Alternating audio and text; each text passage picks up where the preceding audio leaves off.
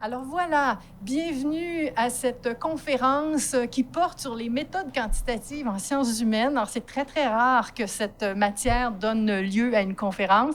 Alors ma collègue Hélène Durocher en géographie comme moi et moi-même, Louise Levac, professeure de géographie, qui donnons à cette session-ci le cours méthode quantitative en sciences humaines, nous sommes très, très fiers d'avoir une conférence avec Alexandre Blanchet. Alors, Alexandre Blanchet, qui est chercheur à l'ENAP, il vous dira ce que c'est que l'ENAP, et qui est vraiment quelqu'un qui a découvert les méthodes quantitatives en sciences humaines. Il a suivi ce cours-ci, méthodes quantitatives en sciences humaines, au Cégep Édouard-Montpetit, parce que c'est un diplômé du Cégep Édouard-Montpetit. Il vous donnera un aperçu de son parcours. Et il a découvert par la suite davantage les méthodes quantitatives en sciences humaines et s'y est intéressé. C'est devenu une passion pour lui et il en fait son métier, sa profession, et il vous expliquera ce en quoi il est devenu un spécialiste des méthodes quantitatives en sciences humaines et à quel point c'est intimement lié à l'actualité et à tout ce qu'on cherche à comprendre autour de nous.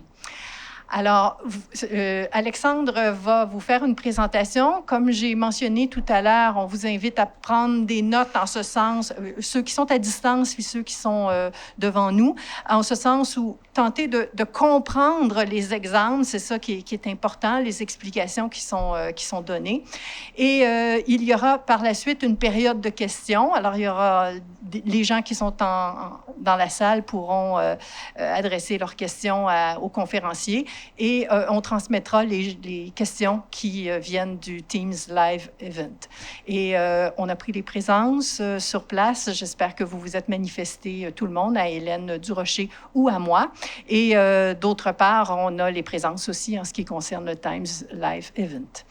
Alors, Alexandre, alors très contente de rencontrer à nouveau. Ça fait longtemps que j'ai vu Alexandre Blanchet, mais on se connaissait bien parce qu'Alexandre Blanchet, il a fait un parcours spécial au Cégep Édouard-Montpetit puisqu'il a participé à un important projet de mobilité étudiante qui existe toujours, qui s'appelle Passeport Europe. Et j'ai eu la chance d'accompagner cette année-là le groupe de Passeport Europe et c'était un groupe formidable dont faisait partie Alexandre. Alors, Alexandre, quel a été d'abord ton parcours avant de commencer avec la conférence?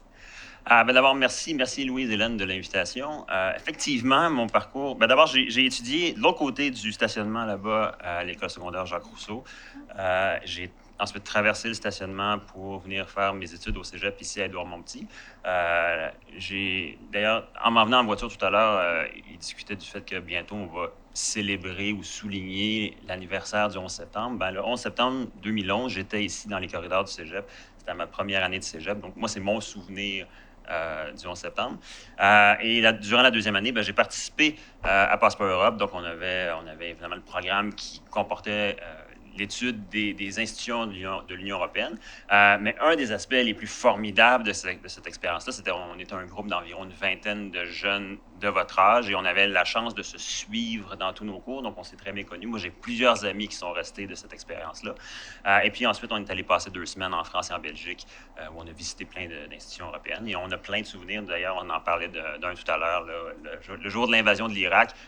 Louise et moi étions dans le lobby d'un hôtel à Paris et on regardait la chose commencer. Ouais. C'est ça. Tout le groupe, là, on regardait parce qu'on s'en allait à l'aéroport et puis il y avait cette annonce-là de George Bush. C'est marquant. Oui, ça marquait.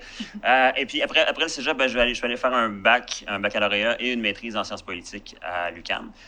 Puis après un peu d'hésitation, j'ai finalement décidé de poursuivre au doctorat à l'Université de Montréal en sciences politiques. Je me suis spécialisé dans ce qu'on appelle la psychologie politique. Tout simplement, là, c'est l'étude des éléments psychologiques dans tout ce qui explique les comportements, les attitudes, les opinions des individus. Et donc, notamment études électorales, l'opinion publique, ce genre de choses-là. J'ai poursuivi au post-doctorat. On pourra en discuter si jamais vous avez des questions sur ce genre de choses, parce qu'en général, le postdoc et le doc sont des choses un peu méconnues. Mais globalement, un post-doctorat, c'est d'avoir l'occasion de poursuivre ses recherches dans une institution où on fait beaucoup de recherches. J'ai fait ça pendant 18 mois et puis maintenant, depuis un peu plus que 3 ans maintenant, je suis à l'ENAP. L'ENAP, c'est l'École nationale d'administration publique. J'y dirige une équipe d'analyse de données. qui travaillent non pas en sciences politiques, qui est mon champ de spécialisation, mais en travail social. Donc, c'est un centre de recherche qui travaille sur les jeunes de la DPJ, des jeunes qui ont un parcours de placement en protection de la jeunesse au Québec.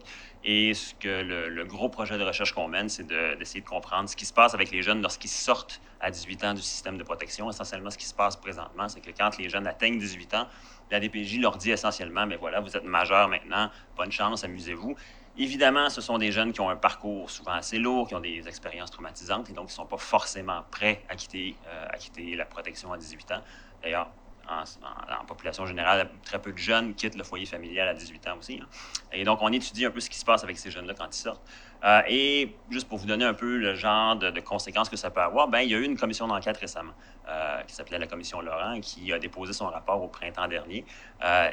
Beaucoup de résultats de recherche que nous, on a produits dans le cadre de ce travail-là que je fais à l'ENAP ont été cités par la commission Laurent pour justifier plusieurs des recommandations qu'ils ont faites au gouvernement. Et maintenant, la balle est dans le camp du gouvernement du Québec et on espère bien que ces recommandations-là seront mises en place. Mais c'est aussi pour vous montrer que la recherche puis les méthodes dont je vais vous parler un peu plus tard aujourd'hui peuvent mener à des changements concrets et idéalement positifs dans la vie de plusieurs personnes. Parfait. Donc, Alexandre a une conférence à nous donner sur les méthodes quantitatives en sciences humaines et à quoi ça sert. Ça sert à voir l'invisible, à révéler l'invisible et il va nous le démontrer. Bon, alors, j'ai titré la conférence « Décrire et inférer comment les méthodes statistiques permettent de comprendre l'univers social en donnant à voir l'invisible ». Je trouve moi-même le titre un peu cheesy, si vous me permettez l'expression, mais ce que je veux juste véhiculer par ce titre-là, c'est qu'on fait essentiellement deux choses en méthode statistique et en méthode quantitative. C'est vrai en sciences sociales et c'est vrai dans toutes les disciplines scientifiques. On essaie de décrire des choses, on essaie ensuite d'inférer. Je vais vous parler un peu plus tard ce que ça veut dire inférer. Et on fait ces deux choses-là pourquoi? Essentiellement pour donner à voir quelque chose qu'on ne pourrait pas voir autrement. Et donc, on essaie de voir quelque chose qu'on ne voit pas, quelque chose qui est auparavant invisible avant qu'on fasse ces choses-là. Donc, le plan de ma présentation, je l'ai structuré en trois grandes sections. D'abord, je vais vous parler de la mesure et de la description, qui est un acte de base en méthode quantitative. Et ensuite, je vais vous parler de deux types d'inférence, l'inférence statistique et l'inférence causale. Ce sont deux choses différentes. Ce qu'on veut dire par inférence, c'est de partir de quelque chose qu'on voit pour inférer à quelque chose qu'on ne voit pas, mais dont on connaît l'existence. Et c'est quelque chose qu'on n'arrive pas à appréhender directement, quelque chose qu'on ne peut pas voir directement, mais on veut l'inférer de ce qu'on est capable d'observer. C'est ça l'inférence. Il y en a deux types, statistique et causal, et je vais aborder les deux types dans les prochaines minutes. Donc, premièrement, mesurer. Je vous ai mis ici un gallon à mesurer. Vous connaissez à peu près tous ce que c'est. La plupart d'entre vous en avez certainement déjà utilisé un. Un gallon mesuré, qu'est-ce que ça nous sert à mesurer des distances? C'est qu'on a cette idée qu'il existe quelque chose comme la distance entre deux points. Et on a créé une convention pour dire, voici, ceci sera 1 centimètre. Et si on ajoute les centimètres, on peut en arriver à 10 centimètres, puis à 100, puis on peut faire 1 mètre, on peut faire 2 mètres, on va éventuellement faire des kilomètres. Et on peut ensuite appliquer cette mesure-là à différentes choses. De sorte que je n'ai pas besoin de me promener avec mes bras de cette largeur-là pour aller réappliquer la même longueur à chaque fois. C'est une convention qui nous permet donc de faire des choses qu'on ne pourrait pas faire autrement. Techniquement, la distance n'existe pas en soi. On l'invente en créant la mesure, mais ça réfère à quelque chose dont on considère pertinent. On pense qu'il existe quelque chose comme la distance. Nous, on l'invente. Elle fait du sens pour nous. On crée une mesure pour en parler. On crée une mesure pour parler de la variation dans les distances. On crée des mesures, par exemple, pour parler de la taille des gens, de leur poids. On peut créer des mesures pour parler de la couleur des cheveux, de leurs yeux, etc. Ce sont tous des choses sur lesquelles il y a de la variation. Et l'acte de mesurer, c'est d'abord de partir d'un concept qu'on a en tête, quelque chose dont on pose l'existence, et de se dire, OK, comment est-ce que je peux systématiquement dire quelque chose à propos de la chose dont je dis qu'elle existe? La couleur, ça c'est rouge, ça c'est vert, ça c'est bleu. La distance, je viens d'en parler, le poids, les litres, les volumes, etc. Tout ça part de conventions qui viennent d'abord du fait qu'on a en tête qu'il y a quelque chose qui existe et on veut être capable d'en dire quelque chose.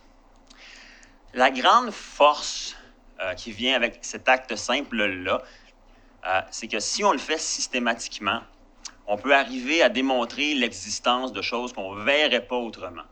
Et là, ce que je vous mets à l'écran en ce moment, c'est la fameuse carte de Jon Snow. Et je vais vous raconter l'histoire un petit peu mythique de cette carte-là. Lorsqu'on connaît l'histoire en détail, elle devient un petit peu moins romantique, mais quand même, c'est intéressant. Donc, la carte de Jon Snow, essentiellement, Jon Snow, c'est un médecin britannique dans les années 1800. Et autour de 1850, il y a plusieurs épidémies de choléra un peu partout en Grande-Bretagne, notamment à Londres. Et l'histoire un peu romantique, c'est que Jon Snow est arrivé puis il a fait une carte sur laquelle, et là je vais juste zoomer un petit peu pour que vous puissiez mieux voir, sur la carte sur laquelle il a placé des barres noires pour identifier chaque décès associé au choléra. Évidemment, il l'a placé sur une carte du quartier de Soho à Londres. Et donc cette carte-là, ce qu'elle se trouve à faire, c'est oui, de positionner les décès géographiquement, mais elle lie aussi cette information-là sur les décès à d'autres informations géographiques, par exemple les rues. Ou par exemple, dans le cas qui nous occupe ici, il y a une pompe à eau que vous ne voyez pas très bien parce que vous devez être un peu loin. Il y a une pompe à eau. À l'époque, les gens n'avaient pas forcément l'eau courante à Londres et donc ils devaient aller chercher de l'eau à des pompes à eau qui étaient un peu distribuées un peu partout dans la ville. Et essentiellement, ce que Jon Snow arrive à dire en faisant cette carte-là, c'est de dire, bien, voyez, il y a beaucoup de décès étrangement qui sont situés autour de la pompe à eau. C'est bizarre, n'est-ce pas? Et essentiellement, ce que Jon Snow voulait démontrer, c'est que contrairement à la théorie de l'époque qui posait que les maladies comme le choléra se transmettaient par ce qu'ils appelaient les miasmes c'était conçu comme des évaporations ou des particules qui étaient émanées dans l'air par de la putréfaction ou par des résidus biologiques insalubres ou ce genre de choses-là, et que quand on les respirait, ces miasmes, on contractait des maladies. Donc, ce n'était pas une idée complètement folle, parce que ça associait les endroits de propagation de maladies souvent à des endroits insalubres, mais ce n'était quand même pas le bon mécanisme de propagation du choléra. Et ce que l'histoire nous indique, c'est essentiellement, en fait, l'histoire mythologique, c'est que Jon Snow aurait présenté cette carte-là aux autorités londoniennes pour leur dire, regardez, le choléra ne se transmet pas par l'air, mais se transmet par l'eau. La preuve, tous les décès sont concentrés autour d'un certain puits. Et donc, bon, selon la légende, les autorités auraient fermé le puits et ensuite ça aurait réglé le problème de contamination au choléra dans la population du quartier. Bon, c'est un peu romantique, comme je vous dis, parce que en réalité, l'épidémie avait déjà commencé à diminuer quand Jon Snow a présenté cette carte-là. Cette carte-là a eu plusieurs versions, dont plusieurs versions antécédentes avaient des erreurs. Jon Snow n'avait strictement rien d'original en présentant une chose comme celle-là à l'époque, parce que c'était déjà quelque chose que beaucoup de scientifiques faisaient. Mais c'est quand même considéré comme une carte qui est au fondement de l'épidémiologie moderne, parce que c'est une première fois visiblement publiée où on voit une méthode rigoureuse qui essaie de lier des événements à différents types d'informations, de quantifier de manière systématique les informations. Et ce que ça nous permet de faire, c'est de voir émerger un mode de propagation d'un virus qu'on ne pouvait pas voir auparavant.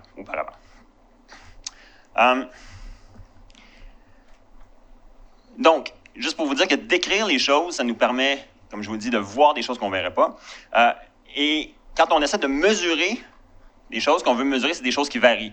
Dans le cas du choléra, ben, c'est des gens qui ont le choléra ou qui ne l'ont pas. Des gens qui ne l'avaient pas hier et qui l'ont aujourd'hui. Ça a varié dans le temps. On ne cherche généralement pas à mesurer des choses qui ne varient pas. Règle générale, les êtres humains ont un seul nez. Très peu de gens qui en ont deux. Moi, j'en ai pas rencontré. Ça ne nous sert à rien de mesurer la quantité de nez que les êtres humains peuvent avoir. Règle générale, les êtres humains sont tous des terriens. On n'en fait pas tout un con. On ne cherche pas à mesurer à quel point on est plus ou moins terrien. Okay? Donc, ce qu'on cherche à mesurer, ce ne sont pas des constantes, ce sont des variables. Une variable, c'est quoi? Ben, c'est tout simplement quelque chose qui varie. Quelque chose qui varie, ça peut être plein de choses. Ça peut être une variable continue, genre la taille, la distance, le poids. Ça peut être une variable ordinale. Parfois, on va parler de variables qualitatives, donc la couleur des yeux, la couleur des cheveux, simplement qui sont des états qui sont équivalents, mais qui sont juste différents. Ou ça peut être des choses ordinales. Donc, est-ce qu'il m'aime un peu, beaucoup, passionnellement à la folie? Il y a comme une hiérarchie dans la chose, mais il n'y a pas une distance en termes d'unité. Donc, il y a toutes sortes de façons de mesurer les choses. Et ce qui est important de saisir, c'est qu'on peut toujours trouver une façon de codifier, de mesurer, de documenter un phénomène qui varie. Il faut souvent être créatif, mais ce qui est important, c'est de le faire de manière systématique. Alors, je vais vous donner un exemple de façon systématique de faire une mesure en sciences sociales pour mesurer quelque chose de vraiment compliqué. Okay?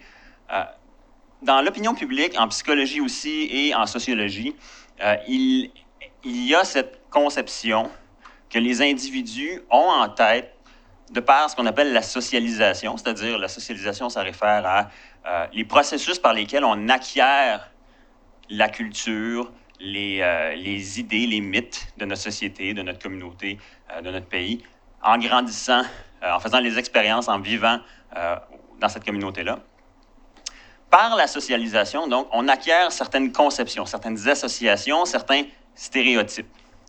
Ces stéréotypes-là, on n'est pas forcément conscient qu'on les a en tête, mais ils ont une influence sur comment on se comporte avec les gens, sur comment on perçoit les choses et sur comment on agit et comment on pense.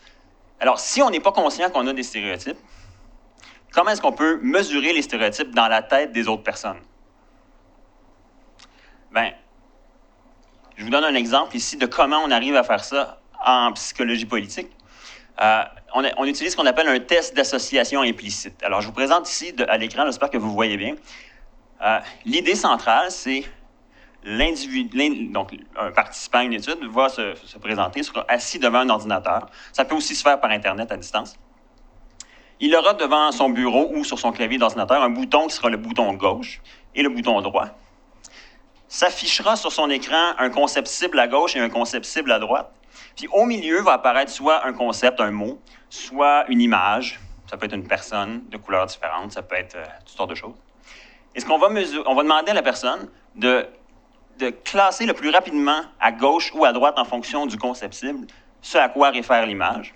Et ce qu'on mesure, c'est le temps que ça prend à la personne pour prendre la décision. Donc le temps, à partir du moment où l'image, le mot est affiché au milieu, combien de temps ça prend à la personne pour appuyer sur le bouton et prendre sa décision? On mesure ça littéralement en millisecondes. Okay? Petite complication, il y a deux autres concepts qui sont ajoutés à l'écran. Un concept négatif et un concept positif qui sont placés juste en dessous des deux en haut. Les concepts négatifs et positifs peuvent être interchangés de côté, de sorte que ça génère des paires de concepts qui peuvent être soit ce qu'on va dire congruentes ou incongruentes. Là, je vais vous donner un exemple pour que ce soit plus clair. Là, pour l'instant, ça reste un peu théorique. Si je mets du contenu là-dedans, mais là, vous voyez ici qu'on a bonheur et plaisir. C'est congruent. En général, on considère que le bonheur, c'est quelque chose de plaisant, n'est-ce pas? Et inversement, malheur et douleur, c'est congruent. Le malheur et la douleur sont d'une même nature pour nous. Donc, quand le mot « soleil » va apparaître à l'écran, dans une situation où je suis devant une paire congruente, c'est très facile pour moi d'envoyer le soleil du bon côté, du côté bonheur. Et donc, mon temps de réaction sera très rapide. Si, inversement, je suis devant une paire incongruente, donc bonheur-douleur, même si l'instruction qu'on me donne, c'est « regarde pas ce mot-là, fais juste regarder le plus gros en haut. » là. Donc, classe le mot en fonction des plus hauts. Si la paire est incongruente, parce que le mot douleur vient comme interférer dans ma perception ici de ce qu'est le bonheur, ça me prend légèrement plus de temps pour envoyer le soleil du bon côté, du côté bonheur. Okay? Normalement, en classe, j'aime bien faire l'expérience littéralement avec des gens. Si on peut mesurer avec des millisecondes, on voit qu'il y a une différence. Juste la présence d'une paire incongruente génère... C'est un petit peu plus difficile pour nous de prendre la décision juste parce qu'il y a comme quelque chose qui ne marche pas.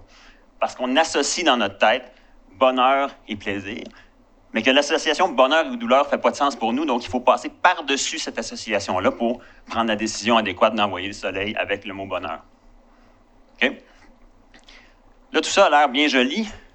Il y a des choses importantes qu'on peut mesurer avec ça. Je vous mets ici un écran d'une de ces expériences-là qui vise à mesurer les biais ratios. Ici, c'est une utilisation très américaine de la chose, mais vous voyez, la personne doit classer un visage, une photo qui va apparaître, parfois une personne blanche, parfois une personne asiatique, parfois une personne noire, selon qu'elle soit afro-américaine ou d'origine européenne.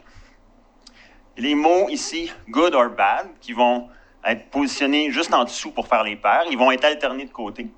Et ce que les résultats systématiquement montrent, c'est que les personnes blanches prennent beaucoup plus de temps à classer les visages, quand le stéréotype est incongruent quand la paire de mots est incongruente avec le stéréotype ambiant. Donc, il y a cette idée que les personnes noires seraient moins bonnes, ou il y a une espèce d'association implicite qu'on a acquis par la socialisation.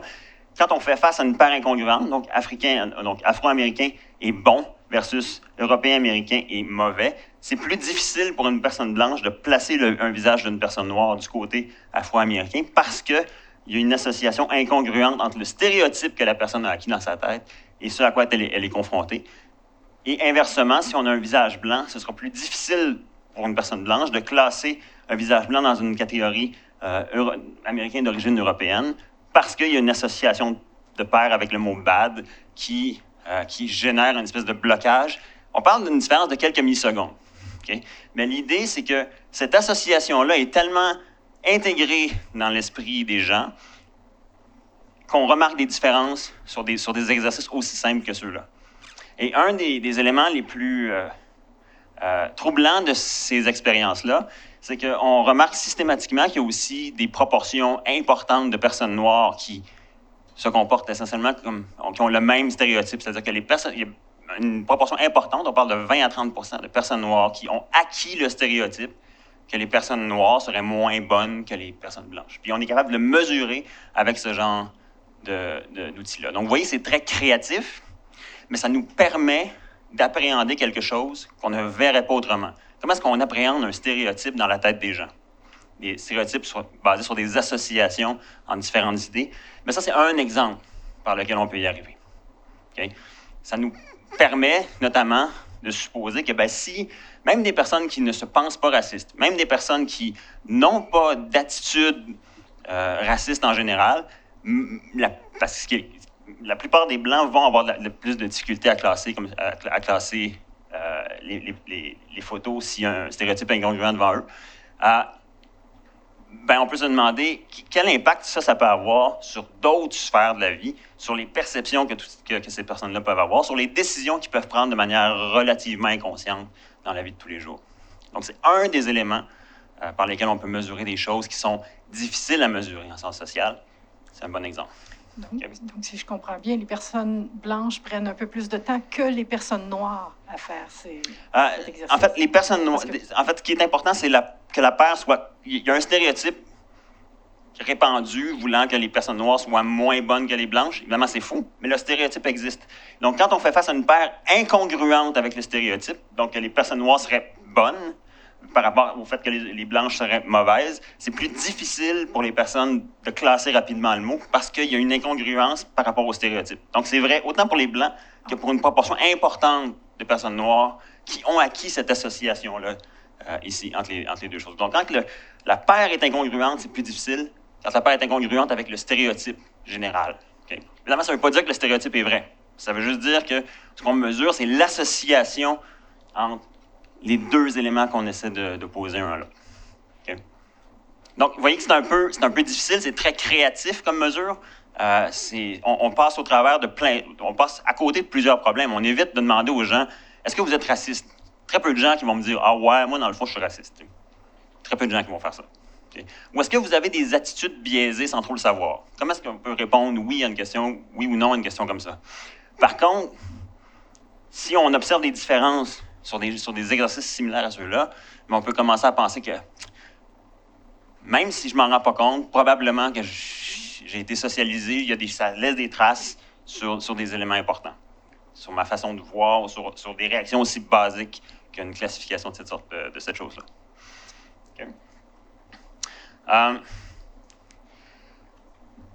On va passer à un sujet un peu plus léger. Donc, je viens de parler de décrire. L'important quand on décrit et quand on mesure, c'est de le faire de manière systématique. On peut devoir être créatif pour mesurer quelque chose. On a une idée sur quelque chose qu'on pense qui existe. On va être capable de dire quelque chose à propos de cette chose-là. On veut la mesurer de manière systématique.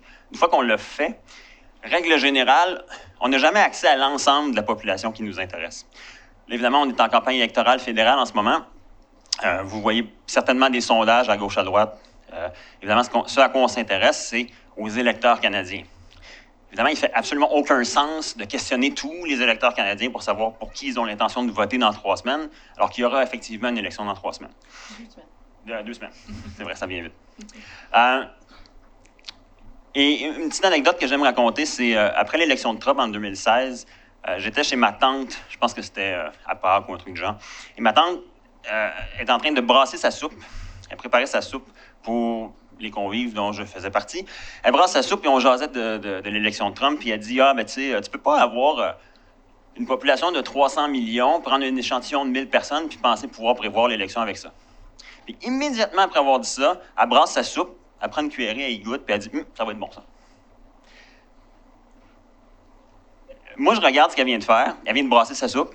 Donc, elle s'assure que ce qui va être dans sa cuillère va être représentatif de l'ensemble de son chaudron. Elle goûte à sa soupe. Hein?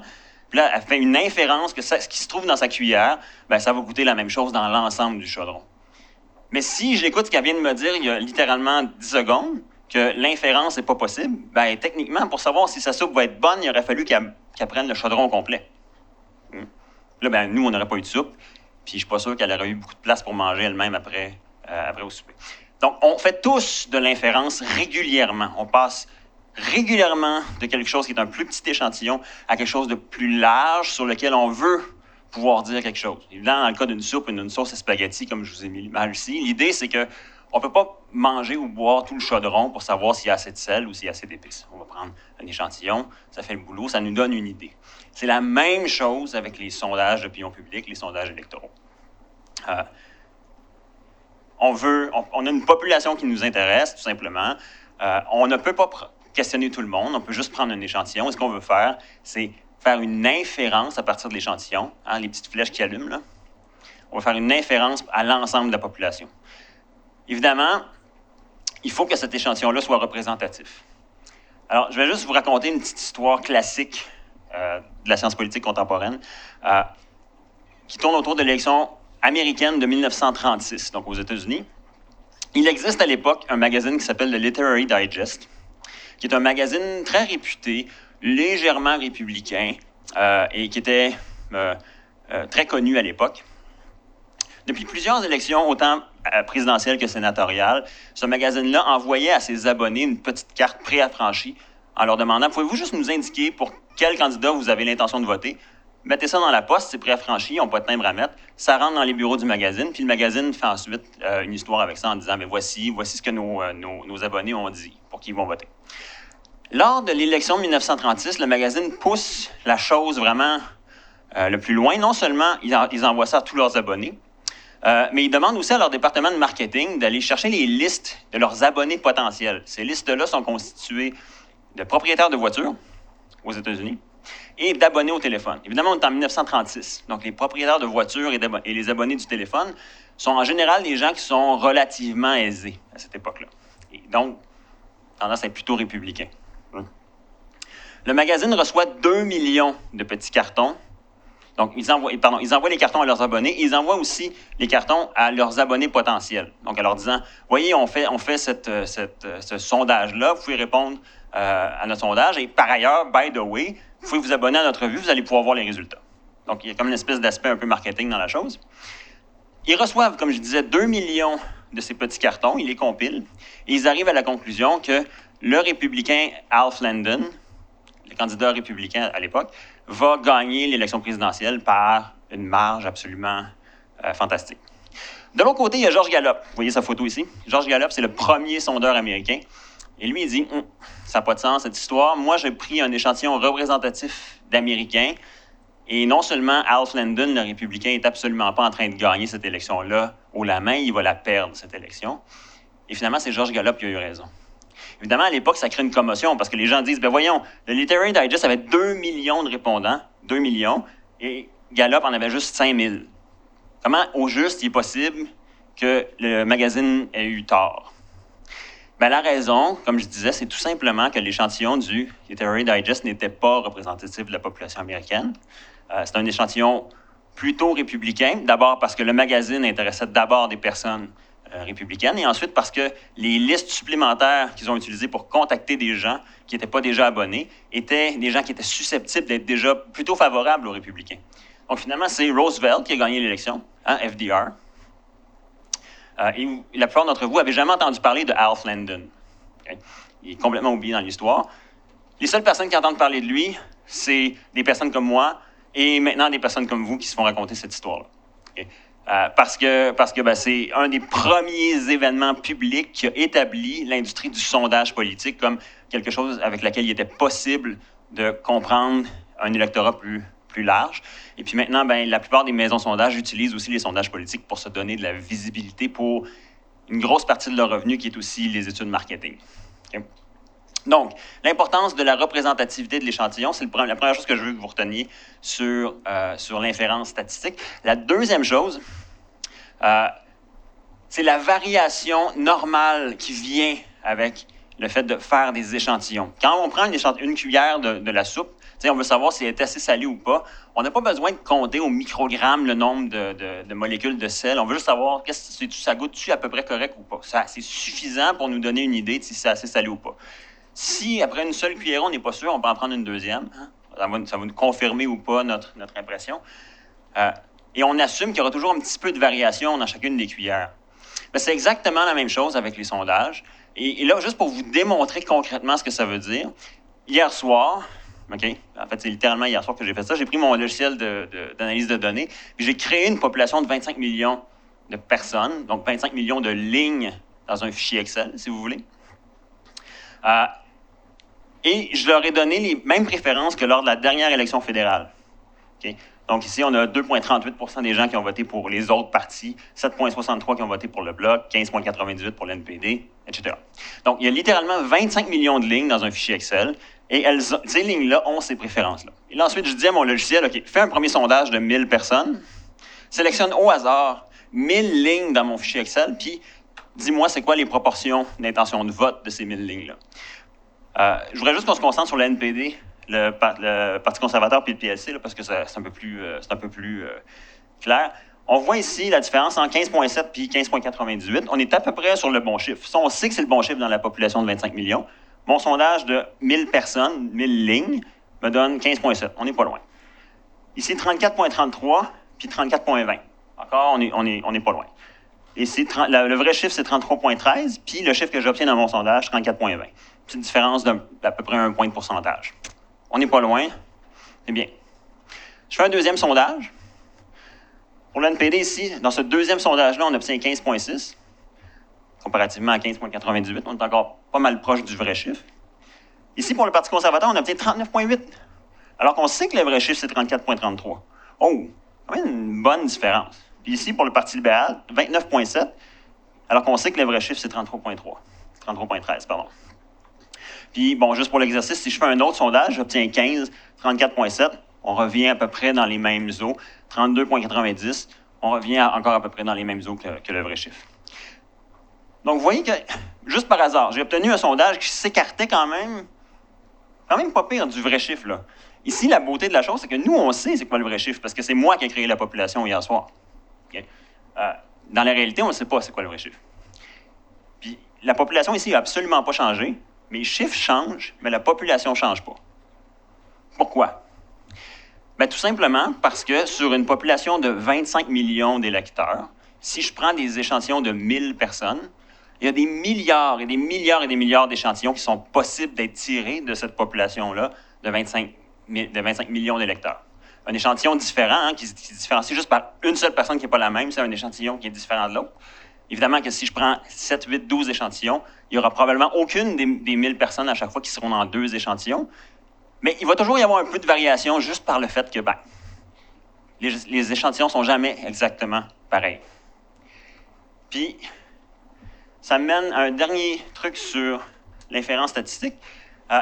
Si plutôt que de faire 3 sondages, j'en faisais 100. Puis là, par exemple, ici, là, j'ai 2 sondages qui ont placé le NPD à quelque chose comme 13 %. Okay? Puis j'en ai la plupart qui ont placé le NPD. Donc ici, on compte des sondages de 1, 2, 3, il y en a plein qui placent le NPD à cette place-ci. La ligne verticale, c'est le vrai chiffre qu'on connaît. Vous voyez que pour chacun des partis, la plupart des sondages placent les partis à peu près au bon chiffre, mais il y a de la variation. Il y en a qui placent le NPD ici trop bas, il y en a qui le placent trop haut. Même chose pour les libéraux aussi, il y en a un qui le place le Parti libéral très bas, il y en a qui le placent trop haut. Il y a de la variation normale d'un échantillon à l'autre, et c'est absolument pas parce que la population elle-même a bougé.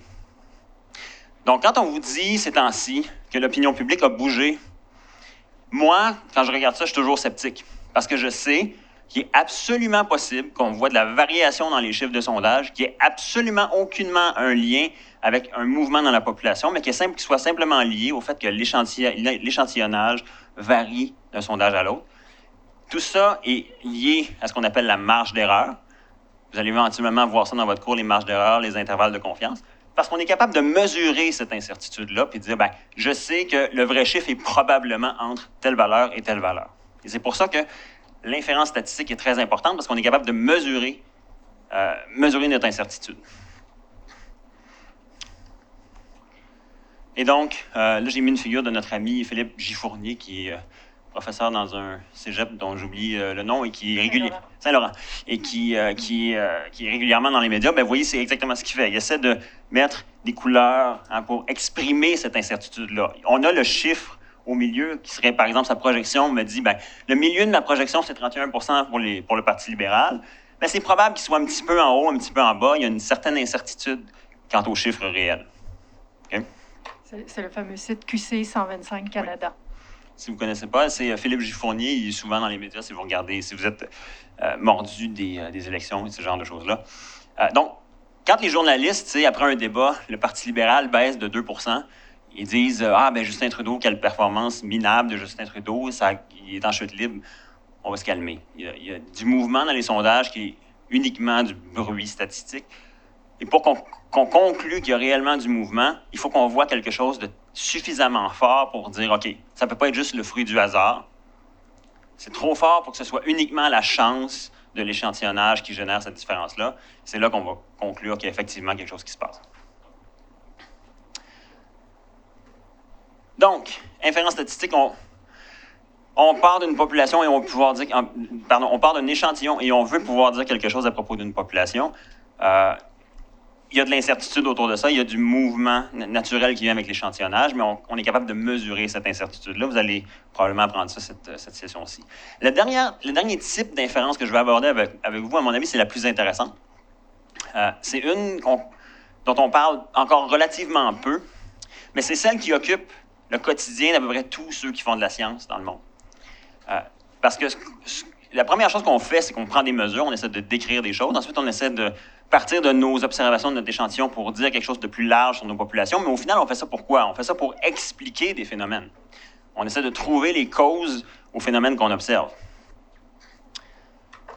Et la première chose qu'on a tendance à faire quand on essaie de trouver des explications, bien, c'est de regarder ce qu'on appelle des relations bivariées, donc des relations entre deux variables. Ici, on a deux questions de sondage qu'on pose généralement aux Américains, deux questions qui font partie de ce qu'on appelle une échelle de ressentiment racial. La première question, c'est est-ce que vous êtes d'accord ou pas que les personnes noires reçoivent moins que ce qu'ils méritent aux États-Unis?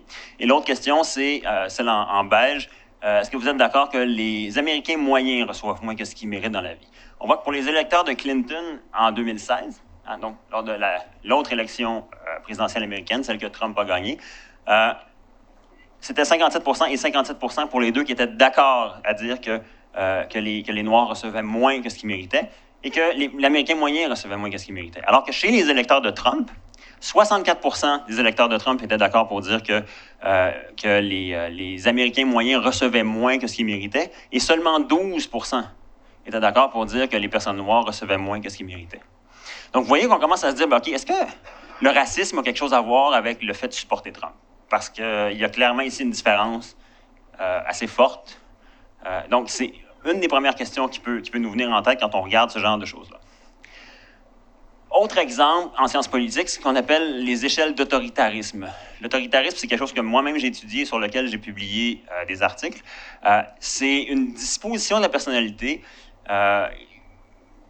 qui fait en sorte que des gens vont généralement préférer des éléments, des choses traditionnelles, vont être très mal à l'aise avec l'incertitude et les zones grises, vont préférer donc les choses qui sont un peu conformistes parce que ça génère un monde avec plus de certitude.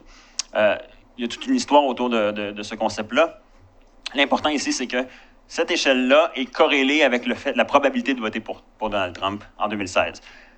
Plus les gens ont un score élevé sur une échelle d'autoritarisme de ce type-là, plus ils avaient une probabilité élevée de voter pour Donald Trump. Les détails ne sont pas très importants. Le point ici que je veux que vous reteniez, c'est simplement qu'on a des relations entre deux variables. Hein? Plus on est élevé sur une variable, plus on est élevé sur l'autre.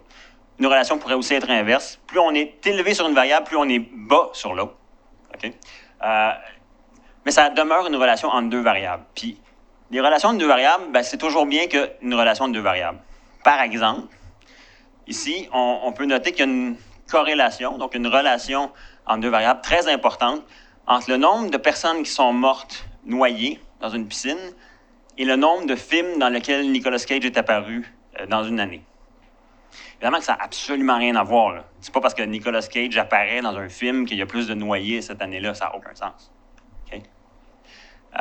En même temps, il y a une corrélation importante, un lien important entre le taux de divorce dans le Maine et la consommation de margarine par habitant. Je ne sais pas si vous avez une explication potentielle sur pourquoi la consommation de margarine serait associée au taux de divorce dans le Maine. Moi, j'en ai pas. Okay? Ça n'a absolument aucun sens. Puis la troisième, qui était peut-être un peu plus morbide, mais que j'ai de la misère, en tout cas, j'ai bien de la misère à pas rire à celle-là. L'âge de Miss America, une année, et le nombre de meurtres par vapeur, objet chaud, et enfin, tu sais, il y a une relation claire entre les deux. Essayez de m'expliquer c'est quoi le mécanisme, comment ça marche cette affaire-là, ça n'a aucun sens. Donc, ce que je veux dire, c'est que si vous vous promenez, vous prenez des mesures dans le monde, vous allez forcément trouver des associations ridicules de ce genre-là. Et c'est pas parce qu'il y a une association entre deux variables qu'une des deux variables cause l'autre. Il peut simplement y avoir une association entre deux variables qui est juste un hasard, parce que pendant la période de temps qu'on regarde ici, il se trouve être bizarrement corrélé, mais évidemment que ça n'a strictement rien à voir. Évidemment, là, j'ai pris des exemples complètement loufoques, mais quand on fait de la science, les exemples sont rarement loufoques et parfois c'est beaucoup plus difficile de déterminer ce qui est complètement ridicule de ce qui ne l'est pas. Donc, je veux juste dire 3 éléments de base qui permettent d'abord d'appréhender comment est-ce qu'on peut déterminer que quelque chose est réellement une cause d'une autre. Puis après ça, je vais vous parler de ce qu'on appelle la réflexion contrefactuelle, qui est, à mon avis, la plus intéressante pour réfléchir à la question de la causalité, donc à expliquer pourquoi quelque chose se passe. La première chose, c'est la variable indépendante qu'on appelle souvent X, qui est une convention. On aurait pu dire W, là. Mais on va généralement appeler une variable indépendante X. Je ne fais pas de maths avec vous aujourd'hui, mais bon, c'est juste la convention.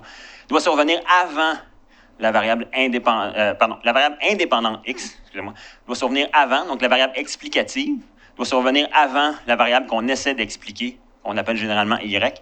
Elle doit survenir avant temporellement ou logiquement.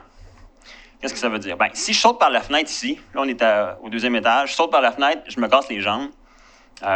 Le fait que je saute par la fenêtre, c'est survenu avant que je me casse la jambe. C'est pas parce que je me suis cassé la jambe que j'ai sauté par la fenêtre. Okay?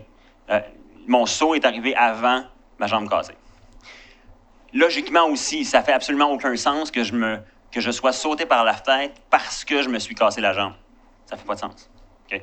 Donc, dans ce cas-ci, l'exemple, encore une fois, loufoque, montre juste la logique de base. Il y a beaucoup de débats scientifiques qui posent autour de cette question-là parce que dans plusieurs cas, c'est pas si évident que ça, qu'est-ce qui survient avant et qu'est-ce qui est vraiment si logique que ça. Okay?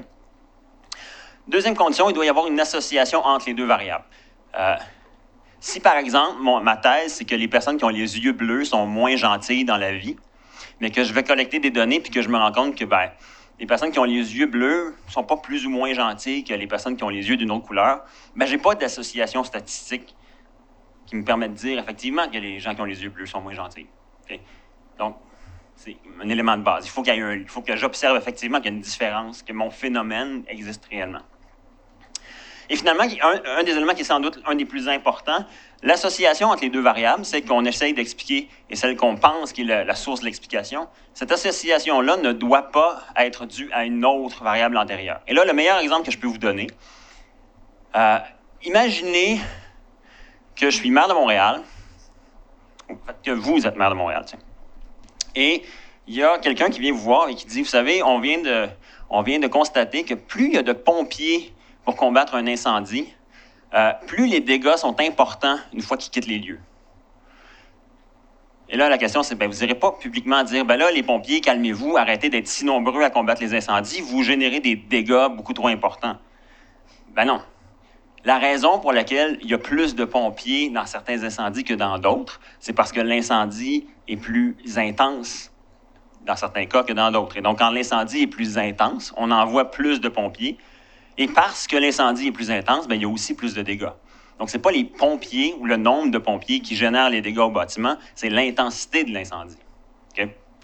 Il y a énormément de cas en sciences sociales et en sciences naturelles où cet élément-là est difficile à départager. Par exemple, il y a des corrélations très, très fortes entre le taux d'éducation des individus et leur niveau d'intelligence mesuré par un test de QI, par exemple. Est-ce que c'est l'éducation qui rend les personnes plus intelligentes ou si c'est les personnes plus intelligentes qui choisissent de faire des études plus avancées parce qu'ils performent bien à l'école? Les deux côtés peuvent se débattre. Puis c'est souvent quelque chose auquel on est confronté quand on essaie d'avoir des explications scientifiques. Les deux sens de direction peuvent être parfaitement raisonnables. Je vais accélérer, j'arrive à l'élément, à la fin de cette section-là.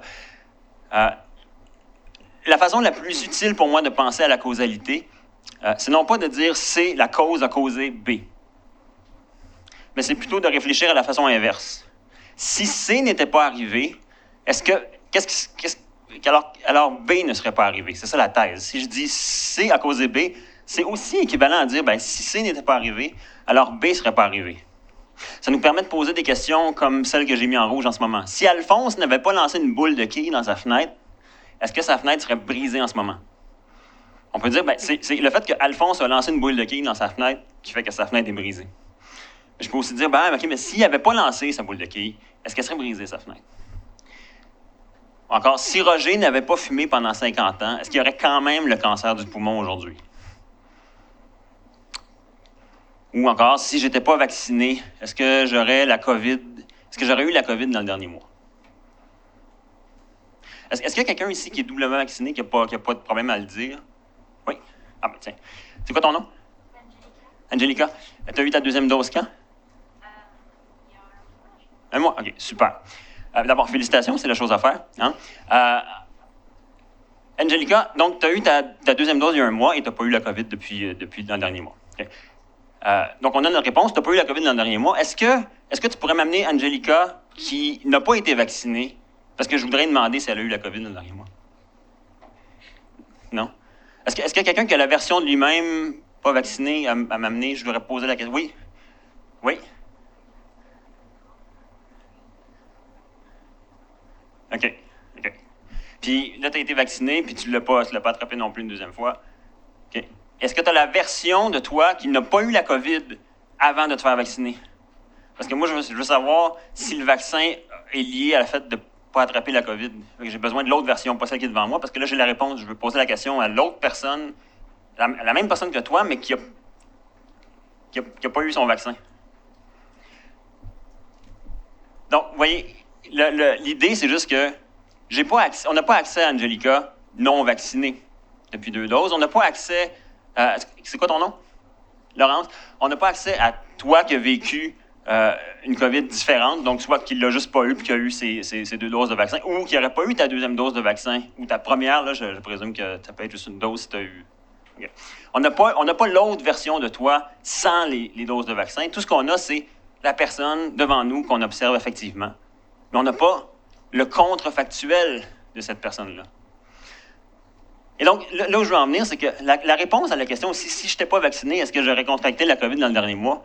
La réponse, c'est je ne le sais pas. Si Roger n'avait pas fumé durant 50 ans, est-ce qu'il aurait quand même eu le cancer du poumon aujourd'hui? Je ne le sais pas. Je ne peux pas aller voir Roger et dire, Roger, présente-moi l'autre version de toi, celui qui n'a pas fumé pendant 50 ans. Je vais lui demander s'il a le cancer en ce moment. Je ne sais pas. Puis là, vous allez me dire, ouais, mais là, Alphonse qui a lancé sa boule de quilles dans la fenêtre, c'est assez évident que s'il n'avait pas lancé sa boule de quilles, sa fenêtre, elle ne serait pas brisée. Ouais, c'est très peu probable, mais peut-être qu'il y aurait eu un oiseau un peu cinglé qui serait passé par là soudainement, puis qui serait rentré dans la fenêtre, puis que sa fenêtre serait quand même brisée. Donc, on ne le sait pas non plus, même pour Alphonse. Donc, là où je veux en venir, c'est tout simplement que Au niveau individuel, la causalité, hein, ici, le premier énoncé, si Alphonse n'avait pas lancé sa boule de quille, si Roger n'avait pas fumé durant 25 ans, ou si je n'étais pas vacciné, au niveau individuel, la causalité, on ne peut pas la voir. Tout ce qu'on peut faire, c'est de l'inférer en regardant plusieurs personnes. Okay? Et la façon dont on fait ça, par exemple, quand on développe un vaccin, ici je vous montre la première page des essais cliniques de Pfizer sur le vaccin que tout le monde connaît, qui a été publié dans le British Medical Journal, qui est une revue très en vue en médecine. Mais qu'est-ce qu'ils ont fait? Comment on fait pour voir la causalité alors qu'on ne peut pas la voir au niveau individuel? On peut juste l'inférer. Comment on fait? Bien, on rencontre plein de personnes, hein, et on leur fait une assignation aléatoire du traitement qui nous intéresse. Dans le cas qui nous intéresse, Pfizer a rencontré à peu près 45 000 personnes, et aléatoirement, ils ont assigné soit un placebo, donc c'est-à-dire un faux vaccin là, qui est juste un liquide un peu sucré, ou le vrai vaccin. Et le fait que cette assignation-là soit aléatoire est crucial, parce qu'on ne veut pas que l'assignation du vaccin soit causée par quoi que ce soit d'autre. Si c'est le hasard, on sait qu'il n'y a aucune autre explication que le hasard à l'assignation du vaccin, mais si c'est l'envie du moment du vaccineur, ben là, il y a possiblement une autre explication à qui est vacciné ou pas. Alors que si c'est le hasard, on sait qu'il n'y a aucune autre explication que le hasard qui explique qui est vacciné et qui ne l'est pas. Et ensuite, on compare les groupes. Donc, Pfizer a aléatoirement vacciné la moitié des gens avec le vrai vaccin et ont administré un placebo, un faux vaccin à l'autre moitié. Vous voyez? Ensuite, ils attendent. Ils attendent que les gens se fassent infecter, en fait, pour voir s'il y a des différences qui émergent. C'est pratique en pandémie, comme la nôtre, parce que ça se fait plus rapidement. Les gens sont infectés plus vite que s'ils essaient de développer un vaccin pour une maladie qui circule très peu. Une maladie qui circule très peu, ça va être long avant qu'on voit des différences émerger, parce que ça prend beaucoup plus de temps avant que les gens soient infectés. Dans le cas qui nous occupe, ça n'a pas été très long. La ligne bleue, ce sont les gens qui ont reçu le placebo. Hein? Donc ça, c'est le nombre cumulé de personnes qui ont contracté la COVID après avoir reçu le placebo. Et la ligne orange ici, ben ça, c'est ceux qui ont reçu le vrai vaccin. Vous voyez que la différence ici, elle devient rapidement assez grande. Donc, la causalité ici, là, elle émerge dans la différence entre les deux groupes. Le groupe de placebo nous sert de contrefactuel. Hein, c'est la Angelica, mais qu'on est capable d'aller chercher, celle qui n'a pas été vaccinée, qu'on est capable d'aller chercher au niveau individuel, on va la chercher au niveau des groupes. Et il y a un élément extrêmement important de ça, c'est l'assignation aléatoire du traitement. Parce que le fait que l'assignation soit aléatoire, c'est le seul moyen de savoir qu'il n'y a absolument rien d'autre qui génère cette différence-là que le vaccin lui-même. Okay? Parce que si c'était, je ne sais pas, l'envie des vaccinateurs sur le moment, ben, je pourrais toujours me dire, ben, peut-être que les vaccinateurs ont une espèce de sens sur qui va avoir le vaccin, puis que c'est ce sens-là qui fait qu'ils se trouvent à sélectionner des personnes qui sont plus en santé parce qu'ils les trouvent plus attirantes, puis ils leur donnent le vrai vaccin. Puis bizarrement, ben, on voit une différence, alors que ce n'est pas le vaccin qui génère vraiment cette différence-là. L'élément crucial, c'est l'assignation aléatoire. C'est ça qui permet d'éliminer toute autre explication possible à la différence qu'on observe ici. Puis là, ce qu'on voit, qu'on fait émerger de l'invisible, c'est la causalité. Le vaccin est efficace. Okay? Je vais terminer en vous donnant un exemple rapide en sciences sociales, parce que là, c'est un exemple médical. Je travaille sur un projet avec l'Université TELUC où on cherche à mesurer les opinions des Québécois sur les personnes assistées sociales. Dans le cadre de ce projet-là, on a fait 2 sondages d'opinion publique d'un peu plus que 2000 personnes. Et dans ce sondage-là, qui a plein de questions, notamment, on pose ce qu'on appelle des questions thermométriques. Questions thermométriques, je vous parlais tout à l'heure que les mesures sont un peu arbitraires. Bien là, c'est le même principe. On demande aux gens de dire sur une échelle de 0 à 100, d'où le thermométrique, hein, à quel point ils apprécient une série de groupes de personnes. 100 veut dire qu'ils apprécient beaucoup le groupe de personnes et 0 veut dire qu'ils ne les apprécient pas. Donc, ils sont soit chauds ou soit froids envers le groupe en question. C'est l'idée derrière la question thermométrique. Et là, je voudrais juste que... Et là, la figure ici, ce qu'elle montre, c'est les points sont la moyenne de la réponse que les gens ont donnée sur le score thermométrique. Et la petite barre que vous voyez, ça, c'est la marge d'erreur dont je vous parlais tantôt lorsqu'on parlait d'inférence statistique. Je voudrais juste que vous portiez votre attention sur les 2 petits points bleus ici. Ce qu'on a fait, c'est qu'on a aléatoirement assigné aux répondants deux façons différentes de nommer les personnes de cité sociale. D'abord, on a demandé à un groupe de répondants de se prononcer sur les personnes de cité sociale. Et là, on a obtenu un score thermométrique moyen d'un petit peu plus que 50. Et on a demandé aléatoirement à d'autres personnes de plutôt se positionner sur les gens sur le bien-être social, les BS. Okay?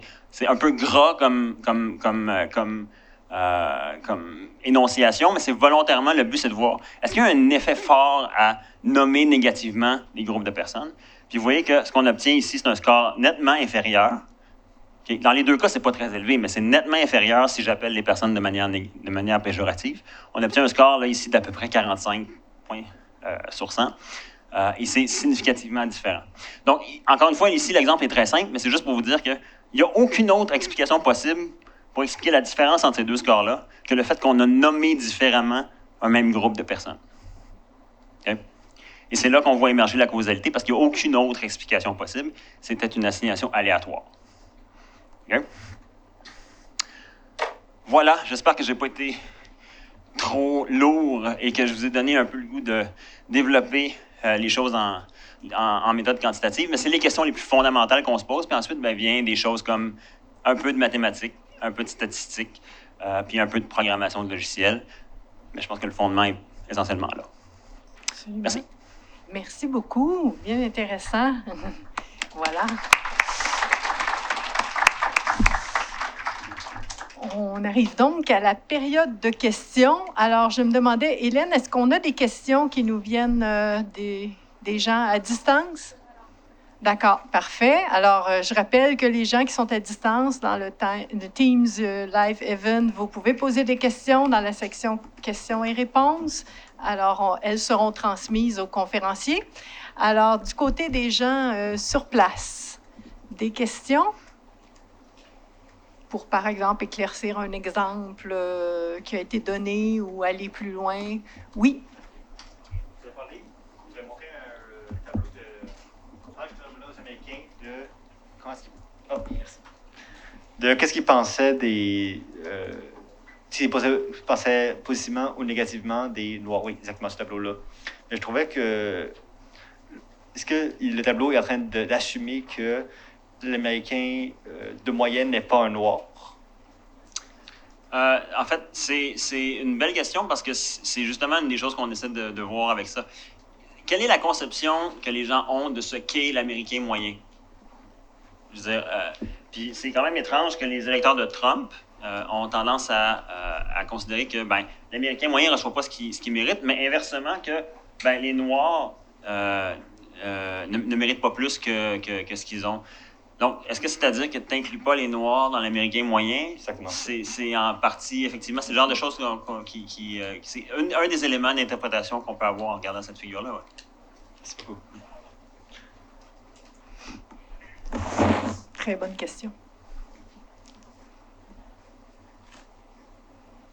Une autre question? Hélène, il n'y en a toujours pas. Gênez-vous pas, les gens qui sont en ligne et qui sont à distance. Ça s'adresse à vous également.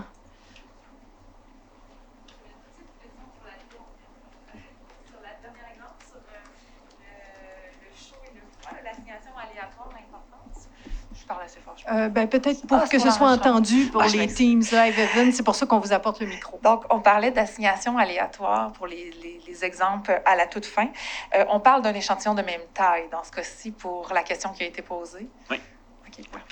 Oui. En fait, techniquement, c'est pas complètement crucial que les échantillons des deux groupes soient de même taille, parce que je vous évite les détails statistiques, là, mais c'est préférable, mais c'est pas très grave. Tant qu'on parle pas de 15 personnes versus 300, là, je veux dire, dans le cas qui nous occupe ici, on avait un échantillon d'un petit peu plus que 2000 personnes et l'assignation était littéralement aléatoire. Donc, on a à peu près 1000 personnes qui ont reçu l'énoncé les personnes de cité sociale, puis à peu près 1000 personnes qui ont reçu les gens sur le bien-être social, entre parenthèses, les BS.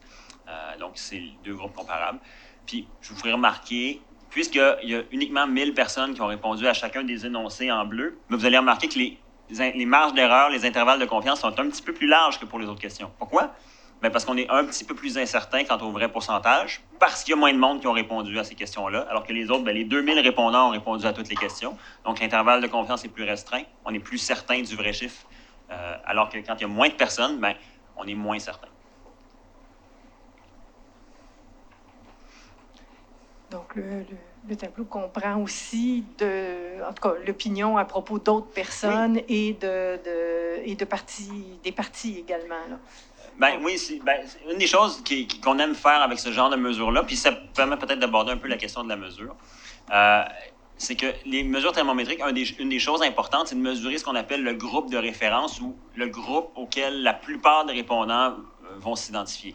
Dans le cas qui nous occupe, ce sera soit les Québécois ou les Canadiens, parce que c'est un sondage qui a été mené auprès de à peu près 2000 Québécois. Et donc, la distance entre le score thermométrique que les Québécois se donnent à eux-mêmes, bien, ça nous permet d'apprécier un peu aussi c'est quoi leur opinion des autres groupes. Puis on voit notamment la hiérarchisation des groupes. Hein. Les partis politiques sont dans le plus bas. Je ferai remarquer que les politiciens en général ne scorent pas très bien non plus. Mais évidemment, sans surprise, les Québécois et les Canadiens obtiennent des scores très élevés. Les gens ont tendance à se trouver plutôt bons ou à exprimer de l'appréciation envers le groupe auquel ils appartiennent. Aussi intéressant de regarder, par exemple, les scores qu'obtiennent les groupes en comparaison l'un l'autre. Par exemple, les gays et lesbiennes sont nettement plus élevés aujourd'hui qu'ils l'étaient il y a 20 ans, par exemple. Je n'ai pas les données à vous présenter, là, mais il y a une vingtaine d'années, les gays et lesbiennes obtenaient des scores nettement inférieurs à ceux qu'ils obtiennent maintenant. Donc, ce que ce genre de mesure-là permet de faire, c'est de voir comment l'opinion a progressé aussi dans le temps. Et c'est des choses qu'on ne peut faire que si on fait des mesures de manière systématique. Il y avait une question en arrière, puis après ça, je vais revenir à monsieur en avant. Oui. Peut-être avec un micro? Ah, c'est correct? D'accord. Alors, la question en avant? C'est pas plus le score qui dépend de quel groupe on juge. Dans ce cas-là, ça veut dire que, en théorie, disons, les Québécois seraient sur l'axe des X. L'axe des X et le score serait dans l'axe des Y, puisque le score dépend de quel groupe qu'on juge. C'est bien ça. Oui. En fait, c'est une super belle question parce que ton raisonnement, ce que tu es en train de faire en ce moment, c'est de supposer que ce score-là s'explique par quelque chose. Et possiblement que, par exemple, des Québécois peuvent avoir tendance à exprimer une opinion plus positive à propos des Québécois qu'ils peuvent le faire à propos d'autres groupes. Donc, il va y avoir de la variation. Si on prend, par exemple, je ne sais pas, les gens sur l'assurance, mettons les féministes. Ben, mettons, les hommes risquent d'avoir des opinions moins positives des féministes que les femmes, par exemple. Et c'est effectivement ce qu'on observe. Et donc, il y a toutes sortes d'analyses qu'on peut faire avec ce genre de questions-là, justement pour essayer de comprendre, ben, qu'est-ce qui fait que les gens pensent ce qu'ils pensent. Puis effectivement, en général, ben, un des résultats très standards, c'est que les gens aiment le groupe auquel ils appartiennent. Donc, les hommes vont avoir tendance à exprimer davantage d'opinions positives par rapport aux hommes et les femmes sont moins biaisées dans à peu près tous les sondages, par exemple. Donc, ça, c'est un des éléments qui ressort généralement de ce genre de mesures-là. Mais oui. Donc, ce que je veux dire, c'est que tu as un bon instinct de dire, ben, il y a certainement des choses qui expliquent les scores qu'on obtient là, et il doit y avoir des groupes qui ont des scores différents. Effectivement, là, je ne les ai pas en tête, là, mais oui, il y a de la variation dans les scores qu'on obtient. Je rebondis là-dessus. Les femmes sont moins biaisées. Elles ont des opinions qui sont moins liées à leur genre, c'est ça? Globalement, puis là, malheureusement, je n'ai pas un exemple clair à sortir, mais c'est quand on est habitué de jouer dans les données, c'est le genre de choses qu'on observe régulièrement. Les hommes ont nettement plus de biais dans leurs appréciations sur les opinions que les femmes. Ça ne veut pas dire que les femmes n'en ont pas, mais ils en ont moins. Un autre exemple, puis ça c'est un sujet que je connais mieux, c'est le niveau d'information politique des gens. Donc, une des choses qu'on fait parfois dans des sondages, c'est qu'on va poser des petits quiz aux gens, genre leur demander c'est qui on va mettre une liste de noms, on va dire dans cette liste-là, qui est le ministre des Finances, par exemple. Évidemment, il y a une bonne réponse, puis il y en a une mauvaise. On va poser un petit quiz de 4, 5, 6 questions, et on va additionner le nombre de bonnes réponses qu'ils ont données, puis ça nous donne une indication de à quel point ils sont informés de l'actualité politique. Les femmes ont moins tendance à guesser Quand ils ne savent pas la réponse, les femmes vont dire « je ne le sais pas ». Les hommes ont beaucoup moins tendance à dire « je ne le sais pas », puis ils vont s'essayer sur une réponse. Parfois, ils vont tomber sur la bonne et parfois, ils vont tomber sur la mauvaise, mais c'est une des choses qu'on voit régulièrement. Les femmes ont moins tendance à prendre un pari sur une réponse. Quand elles ne le savent pas, elles le disent. Et c'est intéressant parce que là, on peut réfléchir, pourquoi les... En fait, il y en a qui peuvent dire, ce qui est intéressant, c'est pourquoi les femmes ne s'essaient pas. Moi, je dirais, ce qui est intéressant, c'est qu'est-ce qu'ils ont, les hommes, à s'imaginer qu'ils peuvent s'essayer tant que ça. T'sais. Donc, c'est un peu, on peut le prendre de toutes sortes de côtés. Il me semble qu'il y avait une question par ici, où je l'ai rêvé. Je sais pas trop. Il y a une question qui vient à distance. En ligne, oui. C'est un de nos collègues, Pascal, qui enseigne le cours de méthode quantitative aussi. Donc, j'ai essayé de bien l'exprimer. Quel est le risque de biais lorsqu'on pose des questions, entre guillemets, dites classiques ou des questions, entre guillemets, dites prouvées aux gens, même s'ils ne sont pas dans tous les échantillons? Y a-t-il beaucoup de recherches faites pour obtenir une variété d'approches? En gros, il résume sa pensée en disant, si on pose toujours les mêmes questions aux gens, y a-t-il un risque que ces gens comprennent ce qui se passe?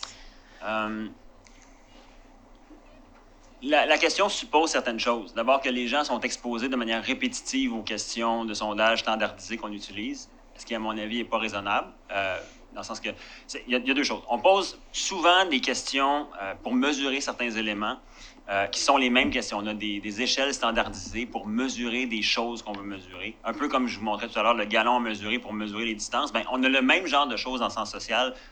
Dans des sondages, on peut poser 3, 4, 5 questions pour mesurer une chose qu'on veut connaître. Puis évidemment, systématiquement, dans ces cas-là, on va poser systématiquement les mêmes questions pour mesurer la chose. Maintenant, la question, ce que je suppose, c'est qu'une personne à qui je reposerais ces mêmes questions pour mesurer encore une fois la même chose aurait appris quelque chose de la première fois où j'ai posé les questions et donc adapterait ses réponses en conséquence. Quand on fait ce qu'on appelle des études longitudinales, donc quand on fait des études où on répète les mesures à plusieurs reprises, on tient compte de ce genre de choses, parce qu'effectivement, ça peut être un enjeu. Les gens ont appris depuis la première fois. Mais autrement, si ce n'est pas une étude longitudinale, donc ce qu'on appelle, on veut dire dans ce temps-là, une étude transversale, donc on recontacte pas les mêmes personnes pour leur poser des questions, pour suivre certaines choses dans le temps. Alors, à ce moment-là, les chances qu'une personne ait déjà vu des questions standardisées de politologues est extrêmement faible. Si c'est arrivé, c'était il y a 30 ans, et puis bon. Donc, ça, c'est moins un enjeu dans ce temps-là. Mais c'est vrai que dans le cas d'études longitudinales, encore une fois, ce que ça veut dire, c'est juste on recontacte les mêmes personnes, puis dans certains cas, on leur repose les mêmes questions. Dans certains cas, on pose des questions un petit peu différemment, justement, pour éviter ce genre d'apprentissage, si c'est un élément qui est important pour l'étude. Une autre question? Moi, je vais peut-être poser une question sur les recensements. Dans les recensements, puis Statistique Canada est assez ferré à cet égard, là, il y a des changements dans le temps en ce qui concerne ce qu'on étudie. Je regardais, là, historiquement, par exemple, on a déjà recueilli des informations sur les appareils ménagers dans les maisons, sur les réfrigérateurs, sur les systèmes de chauffage. Ça a disparu à un moment donné. J'imagine que c'est étudié soigneusement, cette évolution-là des types de questions, parce que ça accompagne des transformations. Puis, quels sont les exemples les plus frappants, parce que ça fait une centaine d'années facilement que Statistique Canada recueille des données. Quelles sont les évolutions marquantes dans le type de questions qui sont posées? Statistique Canada, effectivement, il y a des mesures qui vont et qui viennent, et c'est toujours un enjeu parce que parfois, on peut être pris avec des décisions qui ont été prises par des personnes il y a 40 ans qui se sont dit on va mesurer la chose de cette façon-là. Et nous, maintenant, on sait que c'est pas la bonne façon de mesurer la chose, mais le coût de changer de mesure est trop grand parce qu'on perd en comparabilité temporelle. Okay? Alors, des fois, on est pris avec des mesures qu'on sait qu'elles sont moins bonnes, mais on les garde juste parce qu'on va être capable de continuer de suivre la chose dans le temps, en sachant qu'il faut qu'on interprète les chiffres en conséquence, en sachant que la mesure est sous-optimale. Donc, il y a toujours un gros coût à prendre une décision de faire ce genre de changement. une des choses sur laquelle Statistique Canada est très certainement novatrice et pionnière dans le monde en tant qu'agence de statistiques, c'est sur la manière dont la manière avec laquelle les gens s'identifient. Statistique Canada a, quand on demande, j'ai pas l'énoncé exact de la question dans le recensement, mais on demande aux gens à quel groupe national identitaire est-ce que vous vous identifiez. Il y a une liste d'environ une quinzaine de groupes. Évidemment canadiens, américains. Il y a donc toutes sortes de plein de pays où plein de Canadiens sont susceptibles de venir. Et il y a aussi parfois des nationalités qui ne sont pas associées à un pays, parce que les gens peuvent s'identifier à certaines nationalités qui ne sont pas associées à un pays. Et la manière dont Statistique Canada décide d'inclure ou pas dans les choix de réponse déjà proposés, c'est à partir du moment où il y a un certain nombre de personnes qui prennent la peine d'écrire dans un champ autre qui sont de telle nationalité, la fois suivante, c'est ajouté. Donc, il y a systématiquement des options supplémentaires qui sont ajoutées pour identifier sa nationalité d'origine. Et l'idée derrière cette pratique-là de Statistique Canada, c'est de dire, c'est pas à nous d'imposer un choix aux gens, donc on va faire la chose qui est qui impose le moins de contraintes possible. Évidemment, on ne peut pas mettre une liste de 600 items. On va en mettre une liste raisonnable. Mais quand il y a des nouvelles nationalités qui émergent des données, on va les intégrer dans les sondages suivants, dans les recensements suivants. Et donc ça, évidemment, c'est une pratique qui affecte la façon dont on doit interpréter ces résultats-là parce que ça touche ce que j'appelle l'ergonomie de la réponse. Si devant une même question, tu n'es pas présenté avec on ne te présente pas exactement le même choix, l'ergonomie de la réponse n'est pas tout à fait identique et donc tu as une certaine chance de choisir une option que tu n'aurais pas choisie. On parlait de causalité tantôt, hein, c'est quoi la différence? Bien, de choisir une option que tu n'aurais pas choisie si elle n'avait pas été présente. Par exemple, si l'option québécois est proposée dans le recensement canadien en demandant aux gens quelle est votre nationalité, bien, il y a probablement beaucoup de Québécois qui vont la choisir. Alors que si l'option québécois n'est pas inscrite, ils vont plutôt choisir canadien parce que, oui, c'est ça la réponse officielle. Alors que si on leur offre le choix québécois, il y en a beaucoup qui vont choisir aussi.